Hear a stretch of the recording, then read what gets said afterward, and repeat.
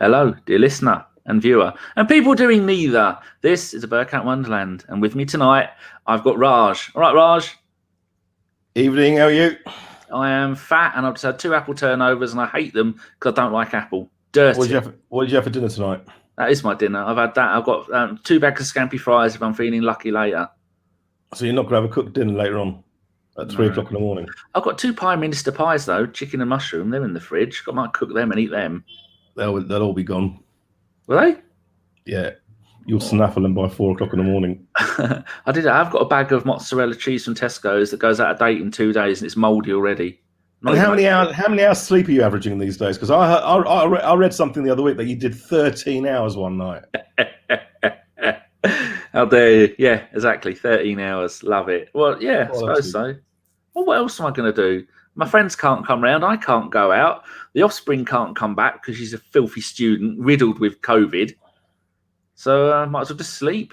There's only so much porn you can watch in a day before you get bored. And I've been booted off Pornhub already by now. Oh, no. What have you been up to, Raj? I've broken their fair usage policy. What have you been up to? Nothing. I've been watching Inauguration today. I have to say, I know most people find it all boring, but there was a young lady who's their poet laureate, who I thought was superb. Anyone got 5 minutes to watch something tonight, then Google her poet laureate inauguration and watch what she said. Listen to what she said. It was absolutely fantastic. But apart from that, it's all pomp and circumstance. It's not as good as the British pomp and circumstance. So, but at least it's used up a whole day in this horrible lockdown. Okay. So we've only got 7 more weeks of lockdown before we can go out and get some fresh air. Any news on when your boys are going to be back doing gigs? Not until the summer. I reckon it'll be. It's coming up to a year now, so probably in total we'll have been off touring for about 15 months. So shit. Hopefully that's if the EU allow us to travel freely across borders. If not, we're all buggered. All musicians are buggered. So there you go. Do you want to make the listeners feel even worse? How many Ferrero Rochers have you got left? I've got 0 left, and they put the prices up to £14 for a tray. I've decided not to go room. I didn't eat them. I need another discounted link. A box of 42, not 10. Cost me a tenner. Anyway, you've upset people enough. Let's have a little bit of sunshine, a little bit of happiness. It's the man who I will call Craig. I will call him Scott. I will call him Scotty and Craigie. I'm going to call him all of them. It's Craig Scott Craig from Same Old Arsenal podcast. One of my favorite podcasts. How you doing? Hello. I'm very well, thank you. How are you, mate? Thanks for having me on. I always love coming to talk to you. Always love it. It's good to have you on. We were DMing the other day, and I was just saying, congratulations on reaching 1 million YouTube views. Are you going to do a party for it like we did? And you said no. No problem with a fella doing a nice celebration show for 1 million views, but it is quite a number, it's a lovely number, and it's a great milestone, and I'm very proud of it. But I just don't think it needed a show, really. I'm not really, like, you know me, Dan, I'm not really I'm not all for numbers and subscribers and going out and going, I've got this and I've got that. I suppose it's nice to let everyone know, but you did a tweet, didn't you? I done a tweet. I done a tweet to say thank you. How's things going with you? How's you just had dear listener, my mum's from Ireland, and Craig spent 10 minutes chatting her up earlier before the show started. I think my mum's smitten. I'm a sucker for an Irish accent. That's why you married an Irish lady. Especially on a bird. Yeah. Oh, yeah.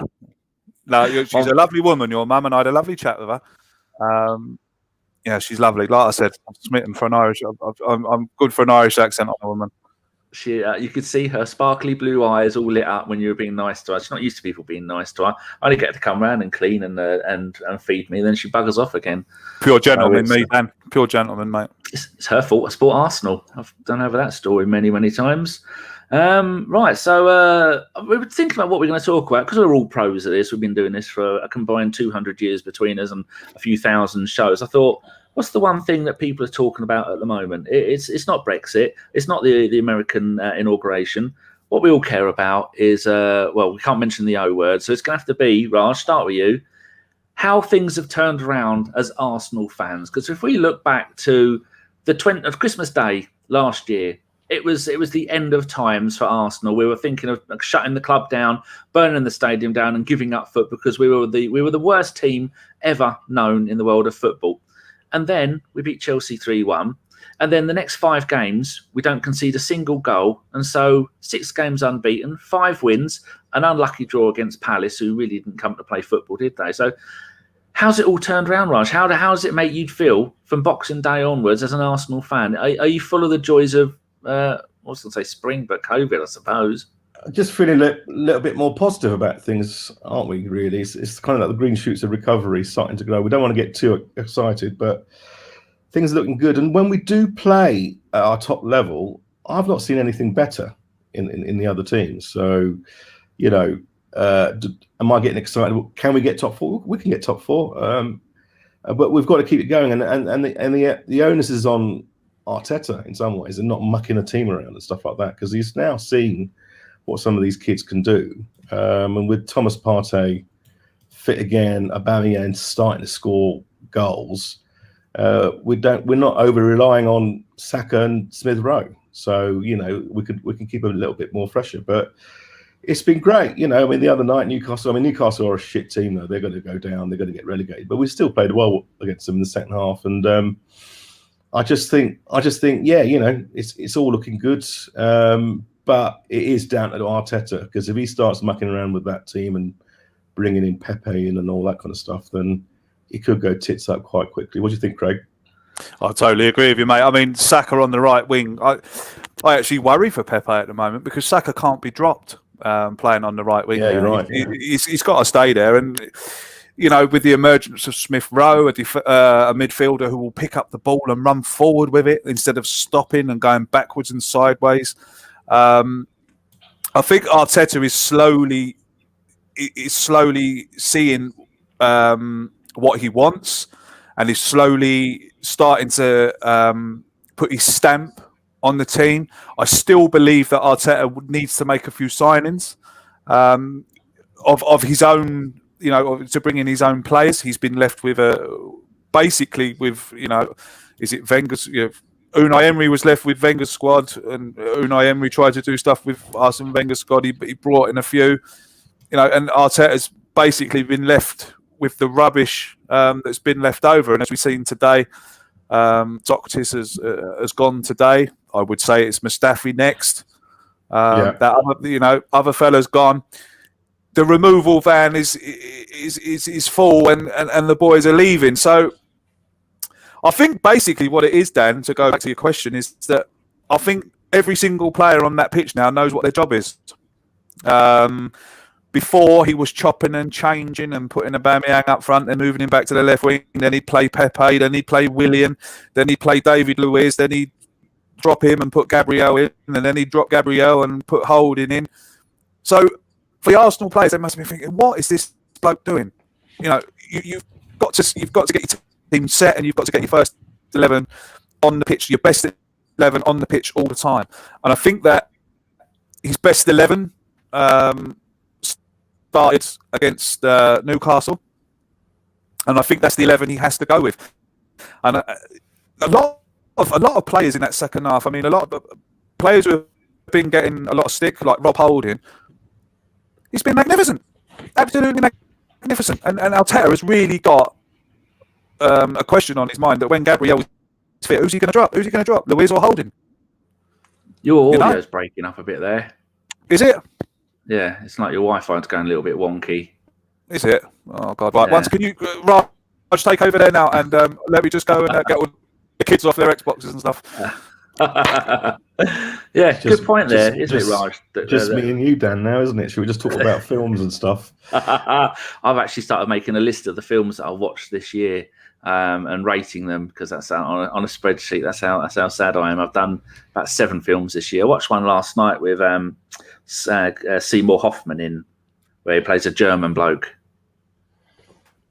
It was quite absolutely good. No idea. No, good. Going on from what Craig said, I mean, what do you think, Danny? I mean, is Craig right in saying that? Arteta should be putting his mark on the team, because I think it's not about putting his mark on the team. It's about understanding what his best 11 is, and he's been trying to put his mark on the team in the first part of the season, and it didn't work really, did it? So I just worry a little bit that Arteta needs to understand what his best 11 is. And Craig's right. The team that played the other night was probably his best 11. But does Arteta now understand that? And that players like Saka, all these. I think you're right. You're definitely right, Raj. But I think what you were saying there about he's been trying to do it for the last 6 months. He was chopping and changing too much, and he was trying so hard to get it right, because obviously he's an Arsenal man and he holds the club close to his heart. But if you think about it, this is going to sound awful and stupid at the same time. COVID-19's actually done him a favour, because there was a few players that he had to drop because of COVID restrictions. The players that he's brought in have stamped their place in the team, and it's kind of helped him out a bit, because if it wasn't for COVID-19, he wouldn't have started playing Smith Rowe, and he wouldn't have put Saka over to the right wing, and little subtle things like that have now made him kind of sit up and see to see what he's got there. And like I said, and I'll keep saying it, that first 11 has to start every league game as from now. Do you know, including Cedric, who I thought was magnificent last night. Didn't put a foot wrong. Actually, yeah, he played really well. He was really good. Though, isn't he?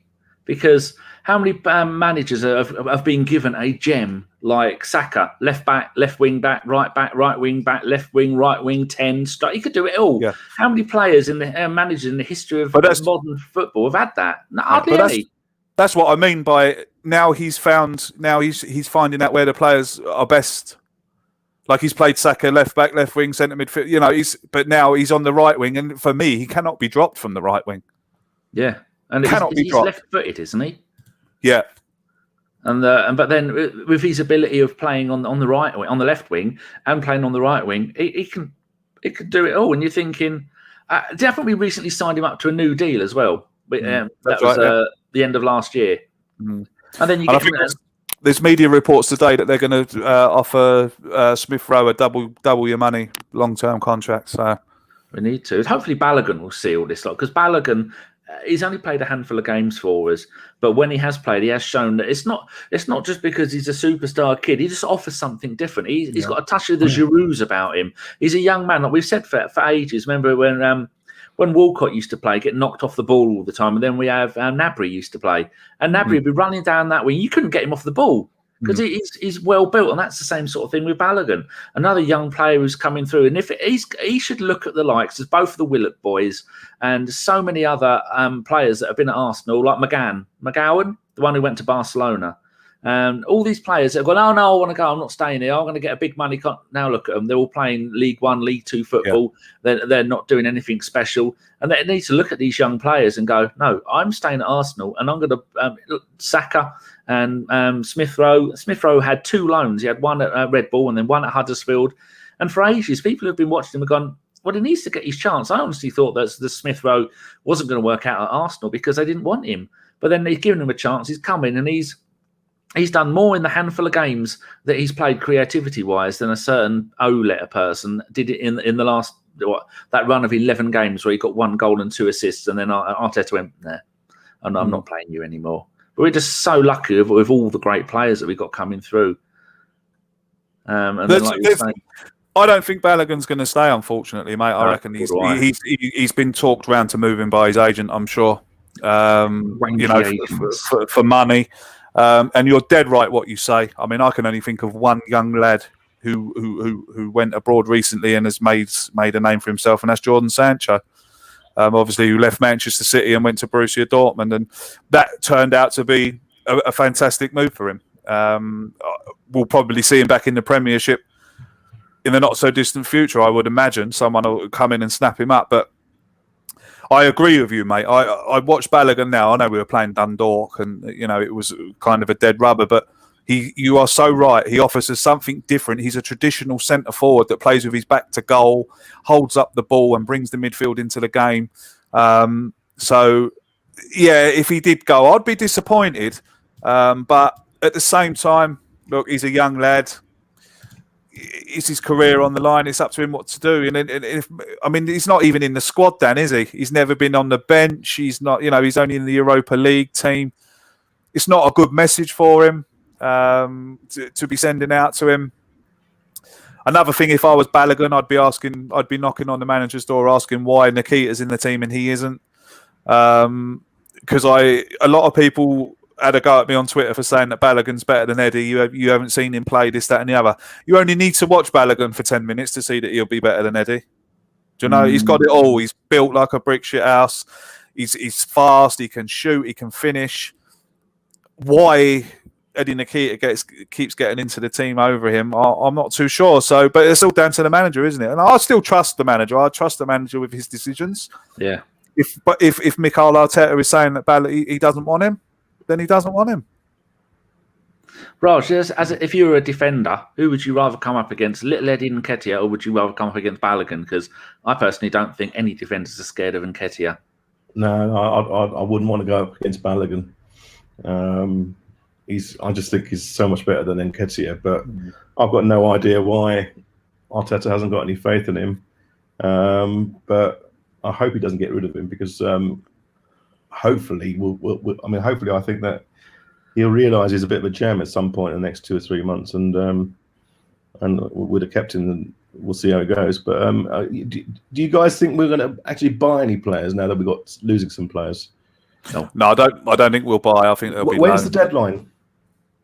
Next week, isn't it? At the end of January, unless I know they moved the summer one, but I think I just wonder whether they extended it. I'll go and have a little look and see if I can find out. Well, who would you like to bring in, Raj? I've got no. I don't think we've got any need for bringing any players in. I think as long as we can trust Arteta, and that's going to be my theme tonight about trusting him to make the right decisions. Then we've got a pretty outstanding team developing at the moment, and I know they're all on a bit of a learning curve, but my God, they're playing with that with no fear at the moment, and it's very, very. When they, as I said earlier on, when they're playing properly, it's seriously entertaining. It really puts a smile on my face, anyway. So, look. All the windows for the Premier League, Germany, France, Spain, and Italy all close on February the 1st. February the 1st. I don't know if they're going to have staggered times. Like I think some of them are a little bit later than others, but. Yeah. So what are you hoping for, Dan, in the next 5 or 6 games? What are our fixtures actually? We've got Southampton next in the cup. Then it's Manchester United. Southampton in the cup. Then we've got Southampton away on the Tuesday night. We've got Manchester United on the Saturday. Wolves away, Villa away, and Leeds at home. I think that is a half decent run. Southampton played recently, didn't they? And I was watching them on telly. They beat. They lost to Leicester, and then they beat Liverpool. They beat Liverpool really well. So Southampton are not a rubbish team, and they stuck by Hasenhüttl, who's Klopp Jr. Apparently they've had a similar path, and they know each other.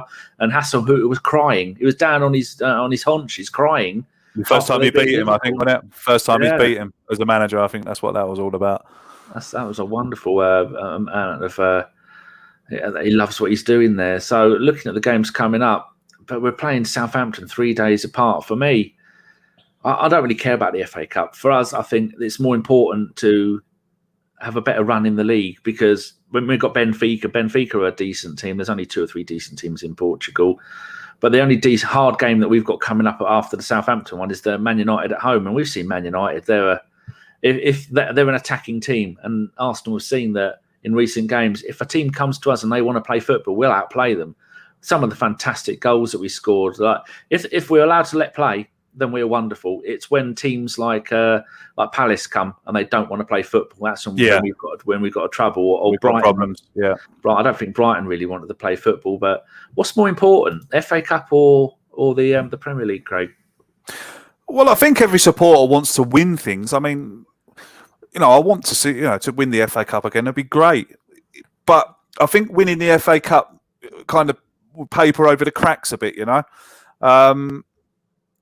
For me, it's the league this year. We've got to get up that table. And I totally agree with Raj.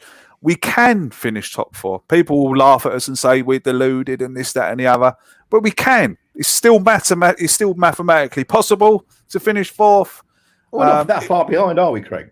Well, no, not at all. Because you look at the league table, there's so many teams bunched together. Yeah. I mean, in the Man United fans' logic, we're joint fifth, are we? I think. if you look at all the teams that are on the same amount of points.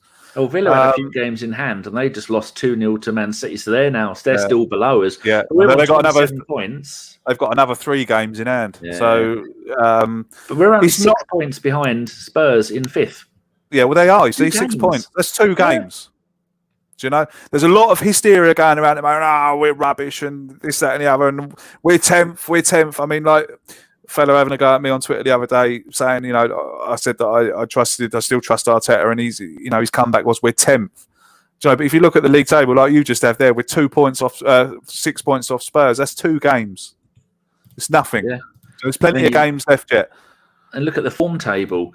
Looking at now that Villa have lost, I think we've probably got, do the form properly, you tit. We're 5th in the form table. We've got 13. Yeah. Leicester, Man United 14, Everton 15, Man City 18. Well, I don't think anyone's going to catch Man City. I think the league is probably going to be between Man City and hopefully Leicester. I'd love to see Leicester win it.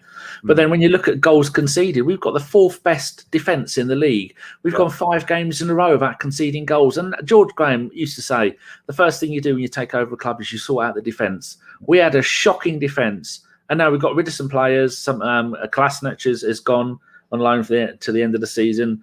Like you said, Mustafi is almost definitely going to be gone soon. Socrates had his contract cancelled today. And most of the Bundesliga bastards have all fucked off. And that's the problem. Once that goes, you're going to have the harmony back. You're going to have the young kids are going to be the important part of the club. And Lacazette and Aubameyang, they're back on form, scoring goals. And everything's turning out to be great again. And this is going to help us. If we've managed to build a 6-game run in all this turmoil, what are we going to be able to do after the bad players are out, the ones that the clique, they're gone, and all the young players are playing brilliantly? He's going to be able to bring in more young players. They're going to get more games. And if we get Torreira and he comes back from Spain, he could be that missing link to playing the midfield next to Partey. But it's everything. It's all looking too good, Raj. Are you expecting something to go wrong, or are you expecting this to carry on? There's probably going to be a few blips. I mean, it's still a long part of the season to go, so we're going to lose a few games and stuff. But we've got rid of Ozil, and if we get rid of Mustafi, they're the 2 ringleaders in the dressing room in terms of kind of having the power and perhaps a little bit of bullying and stuff like that. So it might open up the dressing room a little bit, get people more relaxed. But we're in the top half now of the league. We shouldn't be high-fiving each other just because we're in the top half. But our recent form kind of promises better times, and I think just stay positive. I've really enjoyed the last 6 games. I hated the first 3 months, and I've enjoyed the last 6 games, and I'll look forward to the next game, and hopefully we'll keep winning. And if we win nastily and still get 3 points, I won't care. I won't give a shit at all. So just stay a little bit positive and stop slagging off people left, right, and centre. And see how it goes. What do you think, Craig? Absolutely, man. I couldn't agree with you more. I'm like you. It was horrible watching the first part of the season. But like Roz says, we've won 5 games in a row. We can see the quality, can't we? With the draw with Crystal Palace, the quality is there. It's there for all to see. I mean, the second half last night was one of the best footballing halves I've ever seen of an Arsenal team. Magical. They were superb. So good to see. Yeah, the chemistry between Smith Rowe and Saka is on another level. It really is. They look so good together. They've been at that club since they were 8, 9. The pair of them, they know each other inside out. They must be best buddies. Off the pitch, best buddies on the pitch. You can see the delight in their faces. I mean, the 2 of them there when Smith Rowe put that one on the plate for him. The look in their faces towards each other. They've probably been doing that all the way through their Arsenal career, doing that, and to do it on the big stage in the Premier League. And, they must be saying to themselves, we're here, we've finally done it, we're here, and here we are now in the first team.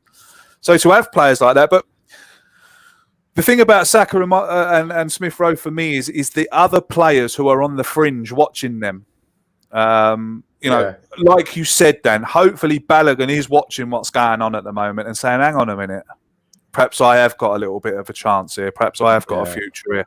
Yeah. And is it the other lad? Is it Azeez? Miguel, central midfielder. Yeah, is it Azeez? Is it his second name or something? Yeah. He come on against Dundalk as well, and he looked very good. Again, I know it was Dundalk, part-time football team, whatever, but he looked very good, and he must be there in training. Well, I hope that he's there in training his arse off, because he actually believes that Arteta will give him a chance when the chance arises. So to keep Saka and Smith Rowe fit is massive for us at the moment. And who would have thought that Saka and Smith Rowe are the ones that that we're all counting on to be fit and to get a bit of consistency in their game and play for us well every week. I think Aubameyang now is. I think now after he's got those 2 goals and back. Yeah, well, Dan, a lot of people last night. Oh, Aubameyang's back. Let's just see. Let's not pressurise him. One sunny day does not make a summer. Exactly. Let's not pressurise him. Let's just let him do what he does and let him do it naturally. Because over the past few weeks, we've seen him keep trying, and he's not letting it happen naturally like he used to. Just let it happen naturally. All right, he missed that sitter last night because he's over trying. And then when he does get a good ball, it was that first goal against Newcastle last night was so naturally an Aubameyang goal. He let it bounce once, wallop. Instead of, he might have over-tried it, taken a touch, tried to beat the defender, but no, he just put his foot through it and hit the back of the net. Let's just let him do what he does. It is. Aubameyang staying in form is actually vital to our success for the next few games. Wouldn't you agree? Yeah, but we've been saying for ages, stop the crossing. We don't need crosses. Giroud isn't playing there. Aubameyang has made his career by being given the ball and running at players. And when you see, as a defender, if you see Aubameyang running at you with the ball, you're going to shit your pants. And that's exactly what happened the other night. He did that, and that's what he's been waiting for. No more crossing, mate, waiting for him to jump up. He scored 3 headers in his career. I think all 3 of them were with Arsenal. I read that as a tweet. Could be complete nonsense. And it's just... I think Lacazette hasn't had to drop so deep all the time, so he can concentrate on scoring the goals. And even if Aubameyang and Lacazette aren't scoring, they don't need to, because we've got the other players coming in and scoring. We haven't even mentioned Martinelli yet, another player like Saka who can play in any one of the front 3 positions. So if you've got Martinelli and Saka playing there, and then like we saw with the goal where Smith Rowe set it up for Saka, Smith Rowe can play on those sides as well. So if you've got 4 defenders and you've got Martinelli, Saka, and Smith Rowe, you're going to be going, well, at any point during the game, one of them could run out left, and the other one's going to come in the middle, and then he's going to go around to the right, and then the right is going to come in the middle. You're going, what the fuck are we meant to do? Unless we stick 2 men on each one, you're not going to be able to do it. And so Aubameyang, the pressure is off of Aubameyang, and I think that's partly, like you're saying, Craig, that's helped his game, because there's no pressure, because other people are scoring goals. The team are playing well. And then after all this loveliness, Partey comes back, and my God, the passing he was doing, the number, like at one point, he got the ball, he put it out left. They gave it back, he put it in the middle. He got it back, he put it out to the right. And as central midfielders or defenders, you'll be thinking, well, how the hell are we going to compete with that? He's doing perfect through balls. Plus, you've got the odd David Luiz through ball from the length of the pitch to the foot of Aubameyang, and all these positive things, and Partey coming back, and Martinelli is going to come back, and he looks so eager to score when he came on the other day. I don't think there is a single negative thing I can think about going on at the club at the moment. Could any of you? Apart from some of our fans on Twitter. Well, yeah, probably. I think what still disappoints me, I think what has disappointed me for years and years, and now is we have no clout in the transfer market whatsoever. We need it though. I was just looking at our wiki. Well, I think we do. I mean, we've got to, if we're pinning our hopes on Smith Rowe to carry us forward there in the middle, we've got to get someone to back him up straight away.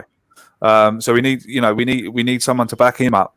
We certainly need someone to back up Thomas Partey and a goalie. But it's all hearsay, I mean, who's going to want to come to Arsenal and sit on the bench? There's not many players that we're going to get that are going to want to come to Arsenal and sit on the bench. And if they do, they probably won't be that good. So the clout in the transfer market has always got me. I hate the way other teams can just go, yeah, we'll have him. Yeah, we'll have him. And do you know what? We'll have him as well. £60 million defenders. Yeah. The way we play for the rest of the season will be an audition for other players to come to us. They want to be a part of it.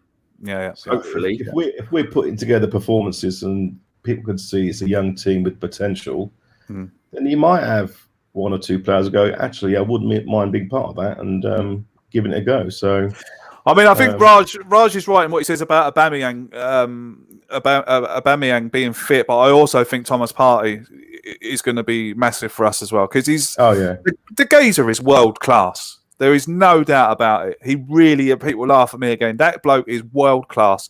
Watch him last night. So effortless, the bloke, playing football. And that's what you want out of a footballer. Make everything look easy, because he does. He makes everything look so easy. He's like a Rolls Royce driving around on the pitch. He plays with purpose, doesn't he? Oh, he's class, mate. He's intelligent. He plays with purpose. Yeah. There's a kind of economy of touches as well. He just gets that job done in midfield. And, that's why I'm so happy. I can't believe he's here. I can't believe he's here. I mean, just got to keep him fit. Yeah, exactly. Well, he was never injured, was he, at Atletico Madrid? And then he comes to us, and 3 weeks later, he's off. And then he got his second injury coming back a little bit too soon. But it's a learning curve for Arteta. He won't make that mistake again. No, he won't. He certainly won't.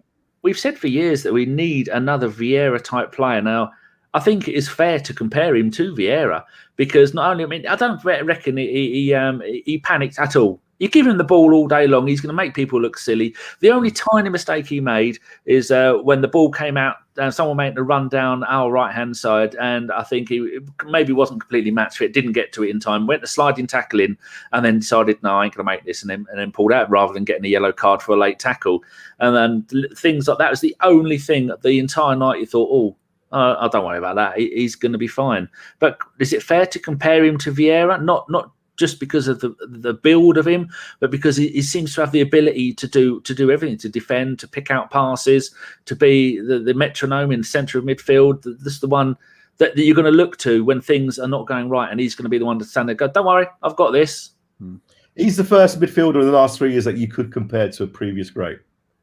Yeah, we spent too many times over the last 3 years going, comparing these average players to the great players we've had in the past. And if you remember my homecoming pod from about 2 months ago, Danny, I said that. I said that Partey is probably the first midfielder that we can actually start. Let's not get carried away, but we could start comparing him to the Vieiras of the world and stuff like that. So, yeah, cross fingers. I think he'll turn out to be a real player for the Arsenal. I'm very, very excited about that. Danny, Craig mentioned earlier on that he wouldn't be bothered if we binned off the FA Cup. Danny, what about the Europa Cup? I'm actually looking forward to the games. I hate Europe. I hate all those meaningless games against wanky teams that you've never heard of. But a game against Benfica, like I was saying, like the Man United game, I'm not worried about the Man United game. I'm worried about the games against teams where they don't want to let you play because we're such an expressive, attacking, free-flowing side. Benfica are going to play similar kind of football. Man United are going to play that football. Wolves are going to play that football, and Leeds. So we've got some decent games coming up. Southampton play decent football. So it's. I think some of the games that we're going to struggle against, like the Palace one, where they had no intention of playing football. Newcastle in the FA Cup game didn't want to play football. They were worried about losing, so they're going to pack the midfield. And in the Newcastle players the other night, they were doing their best to try and hurt our players because they knew they couldn't beat us on the pitch, so they were going to try and beat us by shoving us around and kicking us. So I'm up for a decent Europa League run. I think other teams will be looking at us and going, "Oh, actually." They're coming together nicely there. We might be a team that others are worried about playing against. Never thought I'd hear myself say that again, but yeah, it's going to be. Craig, what do you think? Well, I think the Europa. If I had a choice between the FA Cup and the Europa League, I would pick the Europa League, just for the simple fact that we'd be back in the Champions League if we won it. I think it's an important trophy. People like to bin it off. But look, the ultimate prize at the end of it all is that we get back into the Champions League. And if that's a back door that we can exploit, then why not? Let's do it. Let's win it. I mean, we came close to winning it before because we didn't, did we? But we got hammered in the final. But, win that game, does anybody ever sit back and think what would be happening at Arsenal now if we had beaten Chelsea that night? And we had have gone into the Champions League. I know it's all hearsay, but where would we be as a club? Back in the Champions League, getting Champions League money. Where would we be now? Like I say, it's all hearsay, but you've got to look at things like that. Emery would possibly still be here. Who knows who we would have brought in? who knows where we'd be as a club now? But like I said, it's all hearsay. We are where we are now. But yeah, given the choice, definitely the Europa League over the FA Cup. Just for the simple fact that it would bring back Champions League football. I'm just looking at the teams that are in it, Raj. The only decent teams in it are Spurs, and that's debatable because they're shit. Madrid's. Man United, Benfica, who we've got, AC Milan, Rangers are rubbish. Leicester, I forgot they were in it. Villarreal, they've got Red Bull Salzburg, the Austrian version. Roma with Mkhitaryan, Bayer Leverkusen, Napoli, Shakhtar Donetsk, who I don't really think of the team they used to be. Lille v Ajax, that would be a good one. Olympiacos, our bogey team, and PSV Eindhoven. So there's quite a few big teams there, but a few of them are playing each other. So there's no one there that is... But the best team there is going to be, maybe AC Milan and Leicester and Man United? Madrid are in there, aren't they? No. Yeah, Real Madrid are in the Europa League, aren't they? I thought they didn't qualify. I didn't think... No, according to this, Wikipedia, they're not in it. Or maybe they won the last game. Maybe they did, yeah. Which shows how much notice I take in the Champions League now. Let's just play the big teams. Let's get Spurs in the absolutely. Let's get Roma and just see. Yeah, it's just giving challenges to these kids again and giving them that experience. So let's see what they do. You know, they might surprise us. They probably Real Madrid won their group. They won their group, did they? They had 10, Mönchengladbach 8, Shakhtar Donetsk 8, and Inter Milan 6. Yeah, they won the last game. Yeah, the last. Go on. Yeah, they won the last game. Yeah.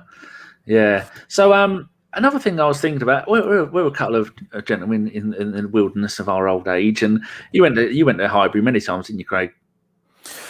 I didn't go to Highbury as many times as I'd like to have gone. No, I don't think any of us did. Yeah, but I've been to Highbury. Yeah, beautiful stadium.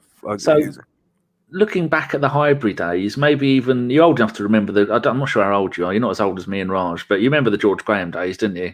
Yeah, of course. Yeah, absolutely. So do you see any similarities between the players coming through, like Saka is like Rocastle and Smith Rowe is a little bit like Merson with the socks down and all that lot? Do you see any similarities to looking at our Wikipedia page? 10 players from Hale End have played for the first team this season. 10.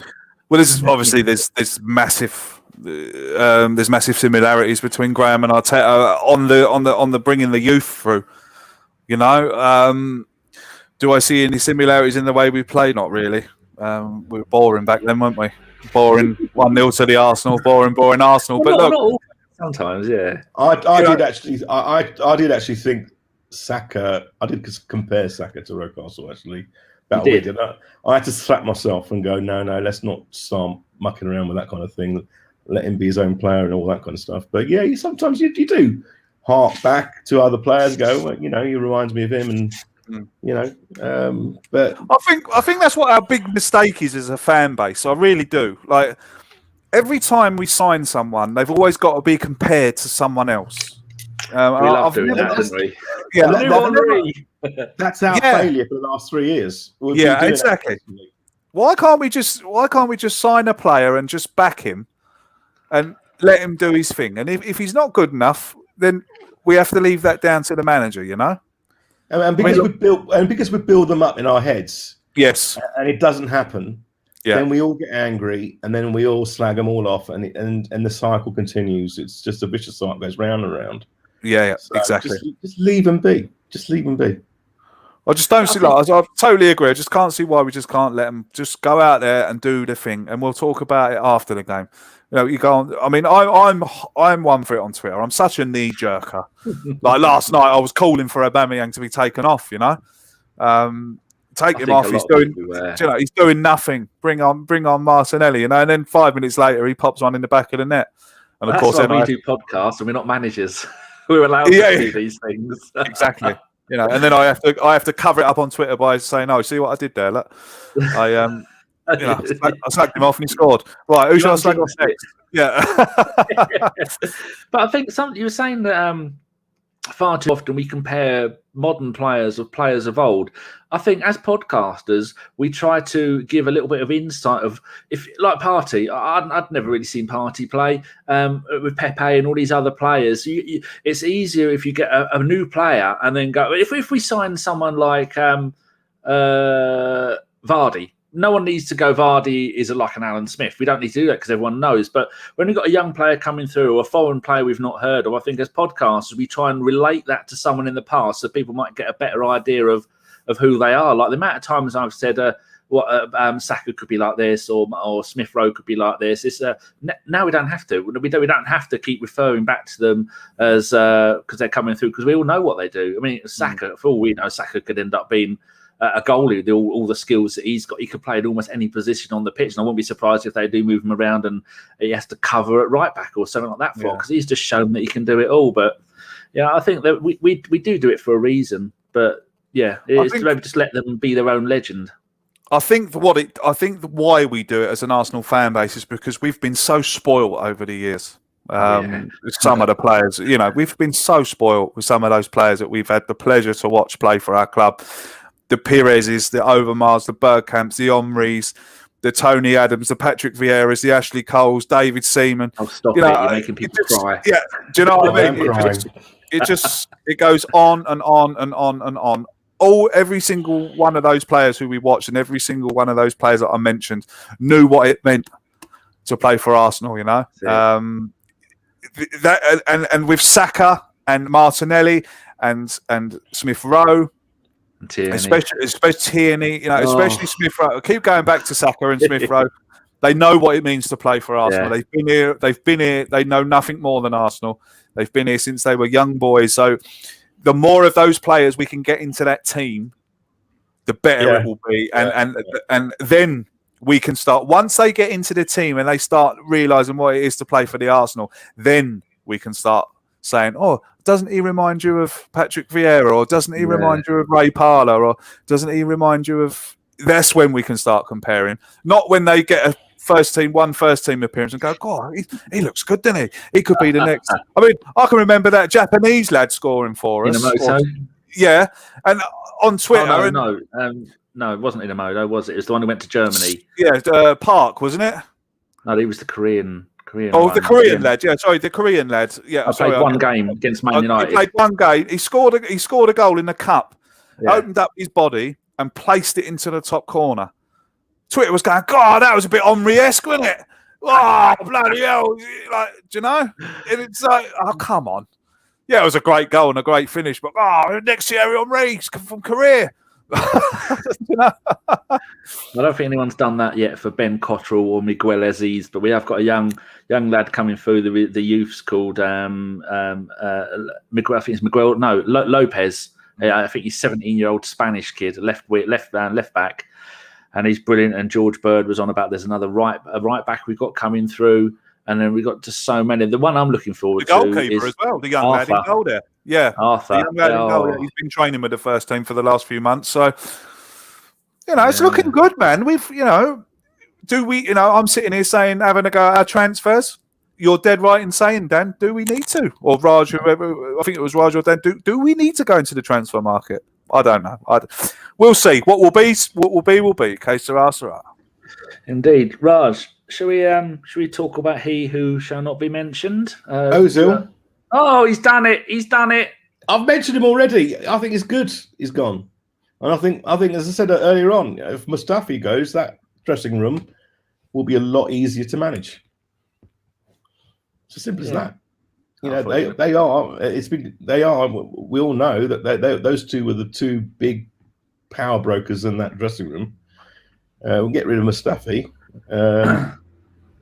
It'll be a lot better for everyone, especially the youngsters. According to Wikipedia, it says on the 17th of January 2021, Ozil moved to Turkish club Fenerbahce. He joined as a free agent after his contract with Arsenal was terminated 6 months prematurely, with the player reportedly foregoing part of his £7 million owed to him by Arsenal. Although terms were undisclosed, Ozil reportedly signed a 3-year deal with Fenerbahce worth £4.5 million a season and will receive a £2.6 million signing on bonus. Craig, can we take that? He never won me over at all in his time at the Arsenal. I was probably one of the few fans that wasn't wanking myself at a £42 million transfer.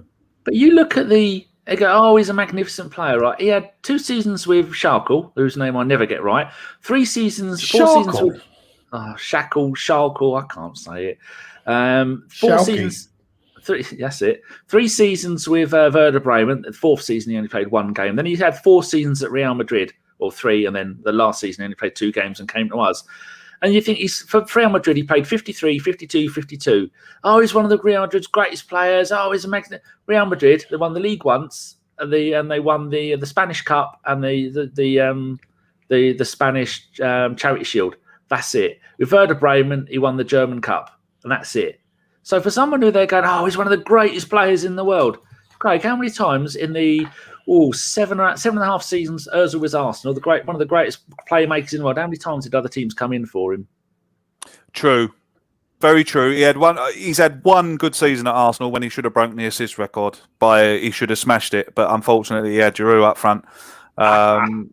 And couldn't help him do it. But let's not get it twisted. Mesut Ozil is a fantastic footballer. Yeah. He is a fantastic footballer. He's a fantastic player. But I think the downfall of Mesut Ozil was that he just didn't suit this league.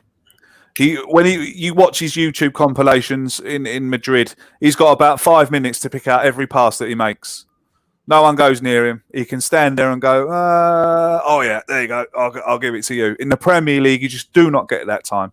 You get the ball, you've got to get rid. He wasn't strong enough for the Premier League. He wasn't quick enough for the Premier League. He was a wimp. Every time he got knocked off every time he got knocked off the ball, his arms up in the air looking for a free kick. Always got a bad back. Look at how many games away. It was become a running joke. Away games outside of the M25 didn't want to know. Yeah, how many games did he miss like that? Yeah, I know. So, when we signed him, I was over the moon when we signed him. I couldn't believe it. He was sold a lie. You know, like with Saliba, he was sold a lie by Arsenal. He was told he was going to come in, be first choice after his season on loan, and he's going to be building the team around him. Do you think Ozil was sold a lie? Because we only ever bought Sanchez in that was on his level. If, like you were saying, at Real Madrid, he had all these great players. Ozil could have been magnificent. Could have been a proper legend for us if the club would have carried on the Ozil, Sanchez, and then built around it. And what came after Sanchez? Peter Cech. Then nothing. Mesut Ozil, we have to forget that Mesut Ozil we can't forget, I should say, that Mesut Ozil was replaced by Gareth Bale. When we bought Mesut Ozil, I was quite surprised that no one else kind of came in for him, and that Arsene Wenger managed to get him here. Then you talk about it was more Gazidis than Wenger. Well, yeah, but whoever got him here, you've got to remember in that time, and I don't want to be negative, Craig, but at that time of his signing, we just lost 3-0 to Villa at home. That's right. We were in the middle of massive Wenger out protests, left, right, and centre, and everyone was moaning about lack of transfers and where we're going and why did we move from Highbury and all that kind of stuff. It was real toxic stuff, and so they brought in Ozil on that, and you saw the reaction of the fans when they brought in Ozil. Everyone thought that was it. It was all sorted. We were going to fly away, but I wasn't convinced. It was the best money that Gazidis ever spent on behalf of the club. God, yeah, absolutely. To quell the fans' anger. Going back, I totally agree with you, mate. But going back to the signings, it's not as if we went to Real Madrid and said, right, we want your best central midfielder and we're going to have him. No, he was available. He was available. So why didn't anyone want him? Why did we get him and not Man United, Chelsea, City? It's the same with Sanchez. Sanchez was replaced by Luis Soares. We didn't go to Barcelona and go, oh, we'll take him. We'll have him. Do you know what I mean? Ozil and Sanchez were players looking for a club. When was the last time Arsenal went into a transfer market and took a best player from someone? Never. I suppose Cardiff with Ramsey. Was it Cardiff or Swansea? One of the two. Cardiff. I think it's referring to a big team, though. Yeah, when have we ever? I mean, I suppose the closest we got to it was Luis Soares when we went in with the 40 million and 1 penny offer. But I don't like. I agree with Raj and what he's saying. Why didn't anyone else come in for him? Why didn't Man United go for him? Why didn't Man City go for him? And even when he was with us, Yeah, when he was playing magnificent, like we had one, maybe 2 seasons where he was getting goals, getting assists, running everything. When we had Sanchez with him, I'll tell you why. Because we no one else would pay him what we would. No, simple as that. Yeah, £350,000 a week. Yeah, well, he wasn't on 350 at the start, though, was he? Yeah, but still, that contract that he signed, 350 grand a week. Yeah. What? Yeah. Do you know? And then, of course, you're going to get. Then, of course, you're going to get the Aaron Ramsey saying, "Hang on a minute, you paying him 350? Well, I want it then. I'm off." No, it backfired on him, obviously, because they said, "Go on it."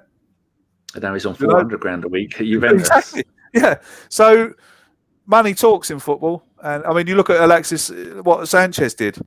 Oh. Probably one of the greatest players of the Emirates era. Yeah, but an absolute snake. He sneaked into my all-time best 11, replacing Ljungberg. Yeah, do you know? And then snaked us for money. And then he regretted it, didn't he? He Absolutely. said that he'd been there for a little while. This brings me to a question. We've only got 2 questions because you're all freeloading scumbags who can't be bothered. Jay Arsenal, he says, Ozil, Ramsey, Papa, Sanchez, and I'm sure there were others I've missed out, but no fee for any of them. It's a shit show. And he says more of a topic than a question, Craig. That's what we're talking about at the moment, isn't it? How much money is this? We said we haven't got any clout in the transfer market. It's because we keep buying players and letting them go on a free. Yeah, but you see, Dan, we buy players and give them stupid contracts. That's the problem. That's the problem. I mean, who's going to pay Socrates was on 120 grand a week? Who's going to pay him 120 grand a week in England or anyone? Or anyone? Yeah. Do you know, Mustafi, Kolasinac was on 105 grand a week. Mustafi must have been on God knows how much. You had Ozil on 350 grand a week. Alexis Sanchez must have been, when he was playing for us, must have been on 150, 200 grand a week, surely. All these players, you look at those players that have gone and we've let go, their wages, mate, were phenomenal. That is why people can't get that into their heads. Oh, like in last summer window, why didn't we get rid of them? Why didn't we get rid of them? Simple answer is because no one's going to pay their wages. The last regime brought those players in and gave them massive contracts, and that is why you can't get rid of them. I know when Mustafi was at Valencia, I looked up because with the game Football Manager, that their fees for wages and stuff are bloody close. They're decent accuracy because we never get the full thing. And I know when Mustafi was at Valencia, he was on 35 grand a week. But then when he came to Arsenal, they put him on 90 straight away. Now, he knows if he's going to go back to Spain or Germany, because Germany, even players like Lewandowski, he isn't on 350 grand a week. None of those players are. There's only 2 places in the world where you're going to get high wages, and that is going to be Spain and the Premier League. I mean, Italy are coming back now, and they're doing stuff. Their leagues are back on their uppers, which is good. But Mkhitaryan, 180 grand a week. Lacazette, Pepe's on 140. How much do you reckon Pepe was on when he was in Italy? I mean, in France, what, 15? 10, 15? Yeah. It's there you go, mate. You proved my point. Thanks. How can you sell a player? How can you sell a player like Pepe now? If we wanted to sell Pepe, how much are we going to get for him? Well, they won't, because we'd have to pay part of his wages, wouldn't we? How much no one's going to get? If you maybe 20, 25. We certainly ain't going to get 72 for him anyway. And we still have to pay that 72. We're still paying. We paid a lump sum, and the rest over the next 4 seasons. Yeah, I mean, look, 140 grand a week he's on. Goodness me. So we've gone from selling our best players for Henry, Vieira, and I'm not going to list them all, to letting our best players go on a free transfer because we can't afford to sell them. We can't afford to keep them because they cost too much money, and no one's going to pay their wages to buy them. So do you think that is an end of an era? Do you think all the people that have been involved with that, like Toadface, with that? I mean, we allegedly, it's been said that Toadface, when he left, once the finances were shown for the Pepe deal, that we massively overpaid for it, and they're not sure where all the money went. The Kroenkes brought in that accountant, didn't they? Who's an Arsenal fan, and then the Toad was gone pretty sharpish after we all know where that money went. That's the kind of roundabout point that I'm maybe suggesting, yeah. So do you think that the club and Kroenke have learnt their lesson from this, Raj? Or you'd hope so. You'd hope that they start making changes, because at some point in the near future, most clubs are going to be struggling for cash because of this COVID, and no one's going through the turnstiles. And they decided, I think yesterday or this morning, that every single Premier League game is going to be shown live now on TV. So they obviously got rid of that stupid £14.50 pay-per-view thing, and they're just going to show every single Premier League game. Have you seen the games on Amazon? Amazon do by far the greatest coverage of football. It is a thing of beauty. It's really good. Yeah, it's really good. It's really good. But how much money are clubs going to have? Are they going to keep spending 80, 90, 100 million pounds on players when they've got nothing coming in? Owners at some point are going to say, well, actually, no, hold off. You're going to have to just try and find some bargains. Great. We are going to declare a loss this year. And I remember saying years ago that you look at the North American Soccer League and the Beckenbauer, Pele, all those days, that reached unbelievable levels of finances and stuff, and then that burst. And I always said that's how the Premier League will go. I never honestly thought it'd be COVID that is going to do it, but the Premier League are now going, oh shit, we've got no money coming in, and all these players are on massive amounts of money, and the Premier League has taken their supporters for granted over the years. They've mugged us off right royally when it comes to season tickets and the representation, the clubs doing what the fans want and things like that. So I think hopefully this is going to be a reality check for the clubs and realise, fucking hell, look how good we had it and look how shit we treated our fans, whether it be Sky, BT, Santander, or all these other ones. Was it Santander? No, it's Santander. Yeah.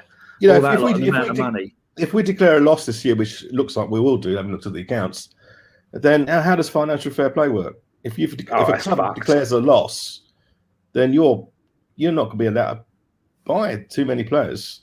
If it goes on percentage of profits, doesn't it? Yeah, very true. So who's going to declare a profit this year? And there aren't going to be that many clubs in the Premier League, even the Uniteds and Cities, who are going to declare a profit. Because it's not as even if Kroenke can just say, there you go, there's 100 mil. He can't do that, can he? No, he won't be allowed to. No. We're doing the right thing. We're getting rid of the players that are on a huge amount of money. We've got young players coming through that are maybe on 10, 15, 20 grand a week. Still a massive amount of money. But then you look at Man City, the amount of massive earners they've got on the books. Aguero hasn't scored a league goal in a year. Yeah, I heard that the other day. Yeah. They said it on the commentary. So imagine if that was Arsenal. God, Giroud was a pariah for not scoring in 16 games. I know he's been injured a lot before anybody tweets me. He's been injured a lot. It doesn't matter. It's the amount of money that he is getting paid. And all these other players, they've got, how many, like you were saying earlier, Craig, they're going out and spending 50, 60 million pounds on a defender. Didn't work, get another one. That didn't work, get another one. Goalkeeper. Yeah. Look at the Azeez bloke at Chelsea. 70 million quid on the goalkeeper, and they can't play him because he's rubbish. And De Gea, 350 grand a week. And then you look at him, you look at Henderson, and you think, fucking hell, that Henderson's decent. And all these players are stuck with those. Pogba, fucking hell, another transfer for Man United that has gone. But they've got an owner that just keeps chucking more and more money at them, which we can't do. Perhaps it's going to be a blessing in disguise, lads. All this is happening. Perhaps, for our club, perhaps it's going to be a blessing. Because, like you say, we've got some fantastic youngsters coming through, and perhaps this what needs to happen here. We back our own, if you like, and we stop trying to get that quick fix spending money, because it hasn't worked for us in the past. I can't see it working anytime soon, because Raj, great point, brings up there about profits and money being brought into clubs, and the summer transfer window is going to be very, very interesting in that. Again, look, I might be wrong. I might be completely wrong here, but can you see these £150 million transfers happening next summer? There might be the odd one or two, but the forward-thinking manager, the Artetas of the world, should be thinking now about finding people who could go out to the European leagues and finding these 5, 10, 15 million pound bargains and taking a couple of these players. They are out there, because that's what Wenger did when he first started. He scoured the French leagues and found all these players, and they were amazing, and everyone then just copied him. So maybe we have to go back to that and start again and start looking for gems, But we need to find the right people to look for them, the right scout or whatever. But I think the summer will be, John Smith coming to Arsenal. We're going, who the fuck is he? And then we find out 6 months later, hopefully, he's an amazing player. So you never know. Be nice, wouldn't it? But you look at the academy players. Like I said, 10 of Highland Academy players have come through this season, all English. Brilliant. I mean, Fantastic. In the Wenger days, how many of those? Well, you wouldn't have got 10 in one season all playing for the first team. And if they would have, if you would have got any amount, they'd all be foreign. I mean, nothing against foreigners. All my family, some of them are foreign, Irish and Italian and all that lot. But with the Brexit thing, and we're not allowed to bring those players in anymore, and the amount of money that they cost, plus the premium we have on young English players because of the allocation of when they're playing. And we've got 10 of them coming through, and we've got a load more coming through as well. And then you look at the under-18, the under-23s, most of them are English. You've got a splattering of like a decent Spanish, or we've got the young, the Dutch kid, the striker. No, is he Swedish? The Swedish, yeah, got him. You got some in there, which is really good. But you look back, Wenger had three or four generations of youth products, and it was on the days of Frimpong and all that lot, where he had parity for all the young players, and most of them on 40 grand a week. Imagine that. Under 23s on 40 grand a week. Absolute madness. Does anyone know how Brexit? Does anyone know how Brexit will affect transfers in the future? Is there a visa? And if we have to get a visa for every player that's coming in from Europe, I think the restrictions are they going to have to be an under 21 international or under 19 international as a very minimum? You got to think about all these things, and so it's brilliant that we've got 10 players coming through the academy. Now, I'm not saying all 10 will make it, but if a couple do, or 3 or 4 of them, we are laughing. We're heading. We are. It'll be amazing for the club. It's kind of strange that we're actually talking about this, because it's like we've gone in a full circle. We have. We left the Emirates and we left Highbury, and we were going to the Emirates, and Project Emirates was that we were going to save a load of money and bring all the youth players in, and we were going to be great, and this, that, and the other. It didn't quite work out, and now the pendulum is coming round to where everyone else can't spend now. Or no one can spend because of COVID. Yet we've got 10 gems, hopefully 10 gems coming through the youth. Brilliant! Who masterminded that? Genius. We come through. We win the league. We win the Champions League, and everything's hunky dory. I mean, is that luck or judgment? And plus, if those players, if we wanted to. There's luck involved in that. Massive luck.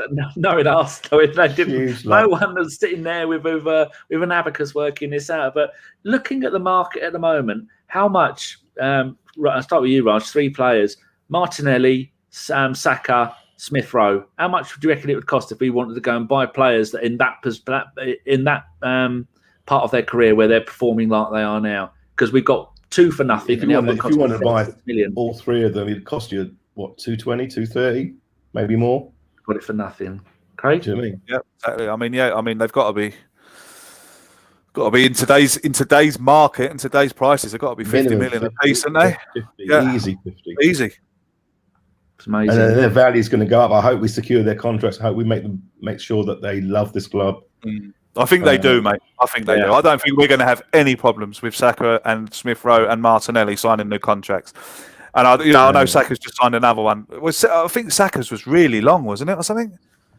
Yeah, I vaguely remember it being 5 years. 5 years. I mean, I wouldn't have any in 5 years' time. I would not be worried about him just going, yeah, give me another one.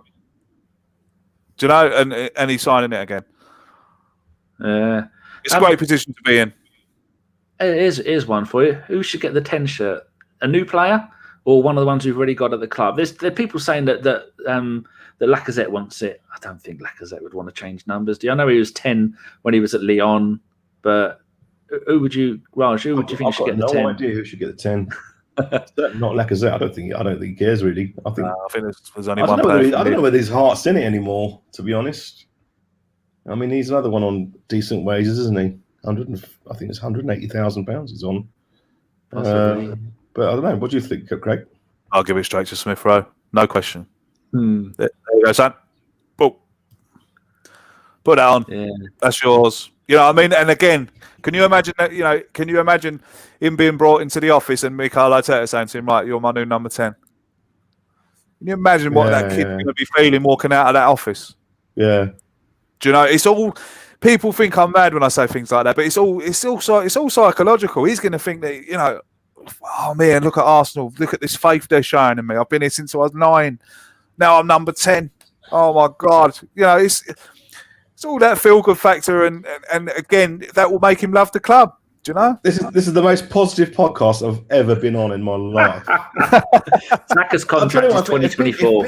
If people listen to this podcast and it hasn't gladdened their hearts, then we may as well give up. Because honestly, everyone who does listen to this podcast, relax. This is going to be great.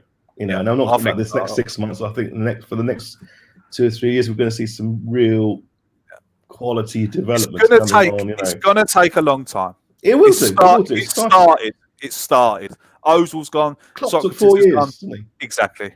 I mean, someone tweeted a picture of the team, the game before Klopp took over, the Liverpool team, and look at it and you're like, oh my God, like they were rubbish. Do you know the players in that team? And to look at them now, but the Liverpool fans showed faith in him. The board showed faith in him, which was the most important thing for him, that the board backed him. Are our board going to back Arteta? We've already, with the money situation and stuff like that, let's hope he does get backed. But now the Socrates, the Mustafis, the Ozils, the Kloss, I hope people ain't going to think that in summer, just because we've let all them players go, that we're going to have all this money to play with and we can pay him that much and we can pay him that much now and this, that and the other. I hope people are sensible in the fact that, like Raj just said, it's going to take a couple of years. And we're just going to have to just put the seatbelt on and strap in and enjoy the ride. Play the academy and have a laugh. Yeah. And when the hiccup does come, people, don't jump on the plane, man. Oh, it's out. We've lost 2 games in a row. Sack him. It'll come, man. It'll come. They've already got their tweets saved. If we play shit or bust football and lose a couple of games, I won't care. Exactly. It'll be so exciting. I've always said I just want 100%. I just want 100% in every game. If the player can come off that pitch and say, "Oh fuck, I've done everything. Sorry, we lost. We tried everything," and I can see that every single player on that pitch tried their hardest, losing. Or as a fan, I was just about to say losing doesn't matter. As a fan, of course, losing matters. But if they've all tried and given 100%, that's all you can ever ask of your team. Yeah. Saka's contract is 2024. I must pod with Craig more often in the future. Sort it out. Very positive. This is very positive. I like that. I do try. Because we can see the most podcasts that I like listening to are very positive. They're all pretty good. You've got to get the fine margin, haven't you? I understand why people are disappointed. I can understand why people would rather Arteta walked out the door. I do. I can understand it. But what I don't understand is the blind hate. That's the thing. I just don't understand the blind hate. I mean, I've been a bit of reformed character on Twitter the last few years. I mean, I was a bit naughty. I was a bit naughty during the Wenger out thing, and I think we all were at times. Said a few things I shouldn't have said, and showed a bit of disrespect to him when really I should be respecting him. It's not until you sit down and actually think what Arsene Wenger done for Arsenal Football Club continuously. Yeah, continuously. I was only looking at the moment, all the time and tweeting about the moment and stuff like that. But Mikel Arteta, I believe that Mikel Arteta has got a massive, massive future at this club, as long as he's backed and as long as he learns quick. And he does seem that he's learning from his mistakes, doesn't he? Yes, absolutely. And look, I understand the argument that Mikel Arteta's first job at Arsenal, Arsenal shouldn't be employing managers who are coming to Arsenal to learn how to be a manager. I get that. I really do. And I agree with that. It's a massive job for a first-time manager. Huge job. But I think what lets me say, well, hang on a minute, is that he's an ex-Arsenal player. He's our ex-captain. He knows Arsenal. Arsenal's in his heart. That, for me, is massive. To have someone managing us who loves Arsenal. Arsene Wenger clearly loved Arsenal, done some magnificent stuff for us, and unfortunately went downhill quite rapidly. Unai Emery came in, steadied the ship, 20 game unbeaten run. Give the kids their break. Yeah, gave the kids their break. If you think about it, in a really indirect way, he's done a lot for Arsenal as well in the very short time that he was here. Yeah. So I'm just asking, I'm just asking, just give Arteta some time. I've said it on all the podcasts I've been on. I understand the frustrations. I understand people can get frustrated by mistakes, but like you say, Dan, he's learning from them, and he clearly is learning from them. And I just think the future will be very bright with Mikel Arteta in charge. And look at that shit up the road where they think look at us. Your team is killing your team. He's killing your players. You have got a once, not in a generation, once in a millennium player in Kane and maybe Son. And look what he's doing to your team. You're winning games 1-0, shutting up shop, and then conceding late goals. And that is going to kill him. Right, isn't it? Brilliant. I love it. Right, we've got one question. We had two. We had Jay Arsenal's one. We've got one from Shane Curtin. And he says, start with you, Raj. Hopefully, Aubameyang gets confidence from his 2 goals. But my question is, do you think he is affected by the fan base mentioning Tierney's name with the armband a lot? Would we get the best from Aubameyang if he had been captain? What a question. Yeah, I actually think he shouldn't have been given the captaincy. I think sometimes there's certain players that just need to get on with their job and not have any distractions. Yep. And I think the captaincy for Aubameyang has been in some ways a little bit of a burden and a bit of a distraction. So yeah, I think someone else should get it. And I'm going to ask Craig who should get the captaincy if it wasn't Aubameyang. I actually totally agree. I actually totally agree with you as well. About Aubameyang having that extra bit of added pressure to be captain of Arsenal, because as we've seen over the years, it is a massive pressure to be captain of Arsenal, and I think that the captaincy has been a bit of a hasn't been as important as it should be. I mean, we gave Theo for his birthday. It's your birthday today, Theo, is it? Oh, there you go, mate. You can be captain today. I mean, can you imagine being in the changing room with Tony Adams and the manager coming in and going, Tony, it's actually Theo's birthday today. Would you mind letting him be the captain? Can you imagine what Tony Adams would have said?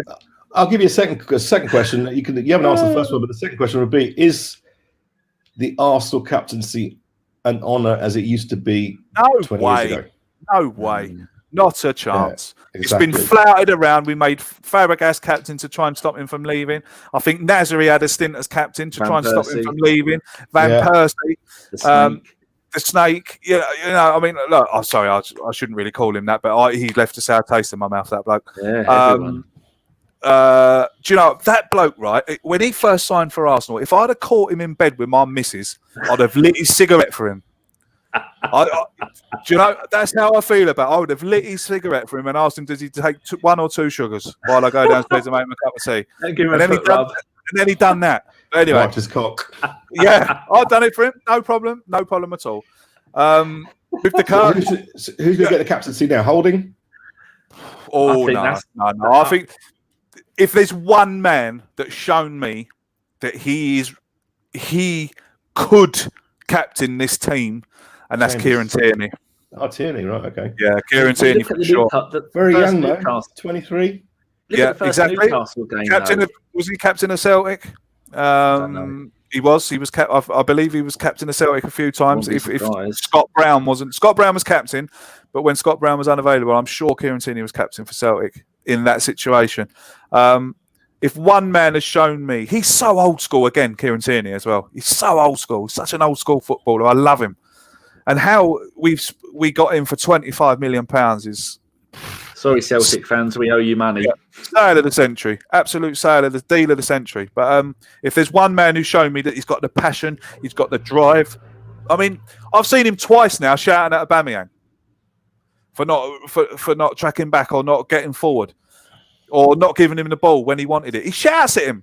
I mean, if you've got the front to shout at Aubameyang, that's the kind of player I want my players to be afraid of. And that's the kind of player I want to be shouting at my players. If he's got the bollocks to do it, give him the armband and let him do it. And talk about bollocks. You see, in the first game against Newcastle, Kieran Tierney, was he 5'8", 5'9"? He was fronting up to Andy Carroll, and Andy Carroll backed off. Yeah. You don't fuck with a boy. My old man always used to say to me, if you get into a fight with a Scottish fella, walk away. I mean, when he went to school with everyone at his school was a Rangers fan, and he was a Celtic fan. And that's the making of that bloke. I mean, he's so young, and people think that he's injury prone. He's not. I think two of them were his shoulders, which can happen to anybody. I mean, it was the left one, then the right one. And I think he had another little knock. But apart from that, like Partey, he's very rarely injured. I just had a look. He was captain for Celtic. His last season, he had 2 games in the Europa League, and the season before that, he was 1 in the League Cup. So, yeah, been captain before. He knows what it's all about. And he looks like he's come through the Hale End, that he gets it. He's got the mentality. A couple of years. He's got the winning mentality as well. Yeah. He's been at Celtic. He's won 9 titles in a row. Yeah. He's won God knows how many trophies at Celtic. All right, people can say that the SBL is not. You can't compare the SBL to the Premier League. Do it, though. You've got to be a winner to win things. Do you know what I mean? You've got to have that mentality to win things. It's very easy for Celtic. I think playing for Celtic must be really difficult because you know you're going to win. You probably know you're going to win it, but you still got to get yourself up to do it. Do you know what I mean? They play so rubbish teams up there. Sorry to any SBL fans, but they are pretty poor, aren't they? You know, Celtic are going to win. I mean, Rangers are running away with it this year, but you've still got to get yourself up to get onto that pitch. Under 60,000. Yeah, they're not. Exactly. They won't accept you playing shit. Exactly. Right, so Tierney for me, Raj. Kieran Tierney, captain of Arsenal next year, please. Who do you have, Raj? I'm not fussed. Just take it away from Aubameyang. You asked the question and now you don't care about the answer. No, we agreed that Aubameyang shouldn't be captain because of the distraction and pressure he has. Yeah. We just want him to concentrate on just scoring goals. But have you ever known a captain to give up the armband? You can't take it off him. You can take it off him. But what that do to the player, though? Yeah, exactly. You can take it off him, but how will he react? Well, just wait. You know, that's the thing, mate. How would he react to having no more kid gloves? Yeah, perhaps that's what we need as well. It's a tough one. Right, gents. I think considering we had absolutely no notes other than let's just have a good podcast. We've been doing this for years. I think that's gone pretty well. Raj is in a good mood. I actually thought that this would only last about 20 minutes. I thought we've got nothing. Once we've talked about the first couple of things we talked about, I thought we'd have nothing to talk about. And we thought I'd be off. You didn't. You unbeliever. Yeah, I know. We've done well. Enjoyed it. Thank you very much. Yeah, very good. Thank you, Dan. Right. Thanks for having me. Where can people find you on the Twitters, Craig, if they dare, and tell the people about your podcast? Not that any Arsenal fan won't know about your podcast. You get 800 people watching each live show that you do. Madness, isn't it? It's 800 people watching us. Couldn't ask for you and the Highbury squad, and Mike and Andy are scumbags, so they can get fucked. you and Sophie, Amanda, and Big Kev, you two shows are running away with it, and Tom's doing really well as well, and it's really good to see your friends getting huge numbers like that. You deserve it. People always ask me how you know it's successful, and to have people to say that your podcast. I mean, people tweeting me and saying it's the best Arsenal podcast out there. I mean, like I sit here and I go, come on now, like, you've got the Arse blog and Arse cast and things like that. I mean, really? Better than that? No, I don't think so. But anyway, when people say that about you, it's really nice and it makes it worth doing. I mean, I had a few messages there today to say that last night's podcast brightened up their day. You know, they were having a shit day and at 7 o'clock they watched us and by 8 o'clock they couldn't give a shit about the world. So when you hear things like that, it makes it all worthwhile. Never been, me, Dan, you've known me a long time now. We've been in this together for a long time, and I've never been one for numbers. I've never been one to say, I've got this many subscribers and I've got this many views. If one person keeps watching us live every week, I'll keep doing it. Numbers don't matter to me. Best way to be. It's just, and Am I doing the podcast? Am I doing a podcast for money? Am I doing a podcast to be famous? Absolutely not. Can't get rich doing it nowadays. Absolutely not. You're not going to get rich unless you've got a channel like AFTV. Simple. Yeah. The amount of money we make is so minimal. It's enough ridiculous. For a cheeseburger. Enough for a cheeseburger. Sometimes I get a donation and I might be able to afford a Big Mac and chips. Again, I was there last season when some bloke gave you about 90 quid. $150. Fucking, that was amazing. Couldn't believe it. I thought it was like 150 shekels or something. Yeah, like, you know what I mean? It works out to be about £2. And I looked at it and I was like, is that dollars? I was watching that live. Brilliant. But yeah, thanks. You know, you've given me tremendous support. Everyone's given us tremendous support. You know, and it's so good, and it's a great community to be in, the Arsenal podcasting world. I love it. You know, everyone I've met. You know, I meet Raj tonight now, and no doubt we'll follow each other on Twitter now. And there's another contact and another person to speak to, and this is great. So yeah, you can find me on Twitter if you dare at Scotty Boy Gooner, but please. At Scotty Boy Goiner, but please be warned, I can knee jerk, especially at half time, like I did last night. And you can come and follow the podcast at Same Old AFC, and you can subscribe to us on YouTube at the Same Old Arsenal Podcast. If you haven't, come along, come and join us on our next podcast and see what you think. Lovely. I've not listened to last night's one yet. I got up really late like I did today, so I only caught the last hour. Judges was drunk. Judges. All those half pints, poor Blaze. The people also go into YouTube and just type in Lee Judges and then just enjoy yourself for an hour. Angry Lee Judges. Type in Lee Judges Alexa. That's the best one. Oh yeah, I've seen it. Yeah, it's got he went filming because as a lot of people know, Lee is quite well followed. He's fantastic, Lee. I love him to bits. He really is my best mate and all this, you know. So down to earth on a personal level, and you know, he come from London last year to see me, and we met up in Dublin for the first time ever. And he's such a nice bloke, and I've got so much time for him. I'll do anything for him, you know. But he's gone quite up the. I don't know if it's the right way to describe it. Up the ranks, I suppose. He's fast becoming the sensible face of Arsenal fan TV. You know, he's the only him as well. He's not putting it. It is him. He's not. He's a real Arsenal fan. Lee Judges. He's a real Arsenal fan. I messaged him and said, I went to the Arsenal Aston Villa 3-2 last season, and then he messaged me and said, "Why didn't you tell me you were there? I'd have come and seen you." I said, yeah. He said, "Yeah, here's my number. Next time you're there, let me know you're there, and I'll come and say hello. We'll have half pint together." I thought, no doubt, he's such a judge for you. Such a nice bloke, honestly, he really is. And he is. People say to me, you know, a lot of people say, "Oh, Arsenal fan TV, Arsenal fan TV, they ain't real Arsenal fans." Well, let me tell you this: Lee Judges is a real Arsenal fan. He's been there, seen it, done it all. Follows that team across land, sea, whatever you like. He is a real Arsenal fan, and he's been there. You know, he's been there since he was a small boy. He is a real when he had hair, a real Arsenal fan, and not a bad player either. But yesterday he went filming with his mates and had a few beers while he was filming, and jumped onto ours straight afterwards, and he was still a little bit happy, should we say?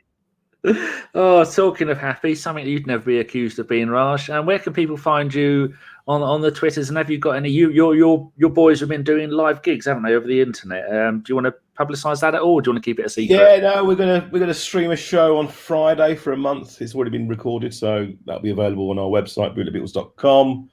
And if you've got any Middle Eastern fans of the podcast, then we're in Dubai at the Opera House on Wednesday and Thursday of next week. So. Have I missed something here? Is Raj a bit famous, Dan? Oh, his boys are. I hear people talking about it on the radio. Ian Lee is a massive fan of the Beatles, and he often talks about the bootleg Beatles. And I thought, my mate's in charge of them. He owns them. They're his boys. No way. We haven't worked in fucking months, but we've got 2 shows next week. I hope you get back to it. Dubai 27-28 Dubai Opera, and also if you want to look at the stream. It's available for £7 from Friday onwards for a month, and you get 6 hour show. Let me know next time you're in Ireland. VIP ticket and all that. We are in Belfast. Nah, too far. That's not Ireland, is it? Really? We're in Belfast in May. Don't get caught saying that when you do come here, will you? We're doing Dublin. We're doing Dublin in October. Oh, Dublin! I'm there. I'm there, Raj. I am there, definitely. My mum and dad have been married. Well, my mum divorced him a couple of years ago because they fell out. And my dad had been married to my mum for 48 years. And then he went, I didn't realise Northern Ireland and Republic Ireland were separate countries. My mum nearly hit him. Yeah, I say she did. Anyway, Raj, how about your Twitter name, Raj? Are you going to give that out so that people can come and follow your wise words? Raj Patel, 1809. And that's the year you were born? That's the year you were born. I've been talking mainly about cricket this week, to be quite honest, because I just watched one of the greatest Test matches in history, and I've been going on about it for a while and stuff. But yeah, I try not to talk too much during the game these days. I don't rant as much as I used to. I'm not as toxic as I used to as well. I've calmed down over the years, but you can catch me on there whenever you want. Oh, you follow me? I did follow you. I'm following you now, sir. Right now. Done. Dusted. Making connections live on air. See you in Dublin in October, definitely. I think it's the Gaiety, if you know where that is. Yeah, I do. Yeah, okay. Well, there you go, people. Get you on the guest list. Oh! Love a bit of guest list. If you like podcasts, go find the Same Old Arsenal podcast with Craig and the other people that are on there, the Judge and Adrian Durham's regularly on there. I think he was on there last night. Oh, Mark, he's. Do you know what? Me and Mark have been mates since we were 8 years old. Way back, didn't you? Oh, we go way back. And another one I love to bits. He's such a legend. He really, really is. We play football together all through our youth careers and through youth football. And yeah, he's a legend. Tidy player as well. He was, I tell you, tidy Takes right a while back. to get used to his laid back in the kitchen. Oh, if he was any more laid back, he'd be asleep. And if you like podcasts, and if you like the Beatles, bootlegbeatles.com, or go and find Raj on the internets, and it'll point you in the right direction to go and see his boys doing some fantastic stuff. Right, that was a half-hour show that lasted an hour and 26 minutes. So I hope you liked it. If you did, give it a thumbs up, give it a tickle, tell your friends, put it in an envelope and post it to your neighbours because you're not allowed to go and speak to them anymore. And we will be back on Saturday morning. Good God, Saturday afternoon. I've asked Josh to do it because there's no way I'm getting out of bed at 12:15. So Josh has put in the group, anybody available. As ABW are useless scumbags, not a single fucking person's replied until Nicky Wilson said yes. So there you go. This Saturday, 2:00-ish, it's going to be Josh and Nick live after the game, and we will see you then. Thank you very much for listening, and go on, Craig, how do you end your podcasts? Tell them. Take care of yourselves and each other. Up the Arsenal. Hey, good night.